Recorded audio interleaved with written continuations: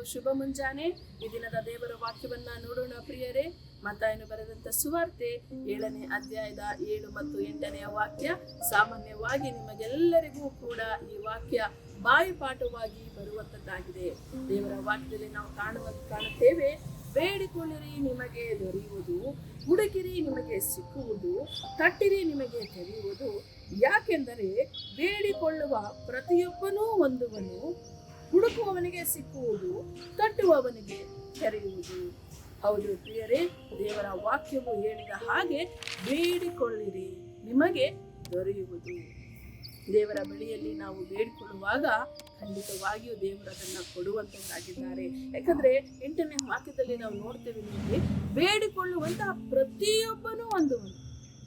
ಪ್ರತಿಯೊಬ್ಬನು ಅಂದ್ರೆ ಯಾರೆಲ್ಲ ಯೇಸುವಿನ ನಾಮದಲ್ಲಿ ಕೇಳಿಕೊಳ್ಳುತ್ತಾರೋ ಅವರೆಲ್ಲರಿಗೂ ಕೂಡ ಕೊಡ್ತಾರೆ.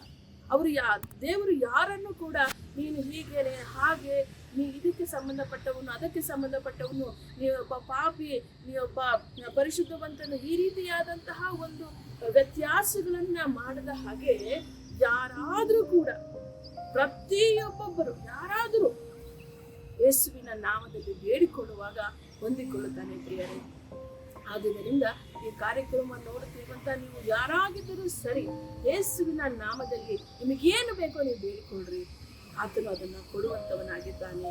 ಯಾಕಂದ್ರೆ ಈ ದಿನದಲ್ಲಿ ನಾನು ನಿಮ್ಮ ಹತ್ರ ಹಂಚಿಕೊಳ್ಳುತ್ತಿರುವಂತಹ ಈ ಒಂದು ಸಂದರ್ಭದಲ್ಲಿ ನಾನು ಹೇಳಬೇಕಾದ್ರೆ ನನ್ನ ಜೀವಿತದಲ್ಲಿ ಅನೇಕ ಕಾರ್ಯಗಳನ್ನು ಪ್ರತಿಯೊಂದು ದಿನದಲ್ಲಿಯೂ ಕೂಡ ನಮ್ಮ ಬೇಡಿಕೆಗಳನ್ನ ಈಡೇರಿಸುವಂತಹ ದೇವರು ಆತನಾಗಿದ್ದಾನೆ. ಅದರ ಸಾಕ್ಷಿಯಾಗಿ ನಾನು ಈ ದಿನದಲ್ಲಿ ನಿಮ್ಮ ಹತ್ತಿರ ಈ ಒಂದು ವಾಕ್ಯವನ್ನ ಹಂಚಿಕೊಳ್ಳಲಿಕ್ಕೆ ಸಾಧ್ಯವಾಗಿದೆ ಪ್ರಿಯರೇ.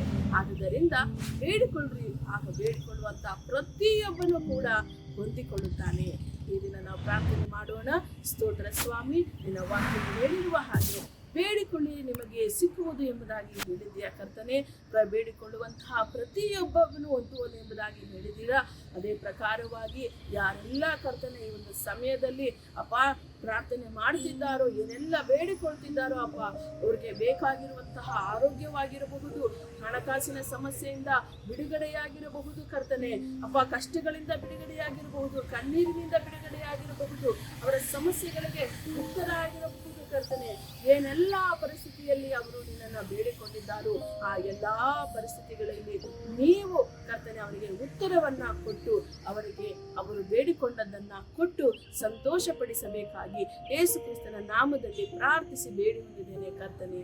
ಆಮೆನ್.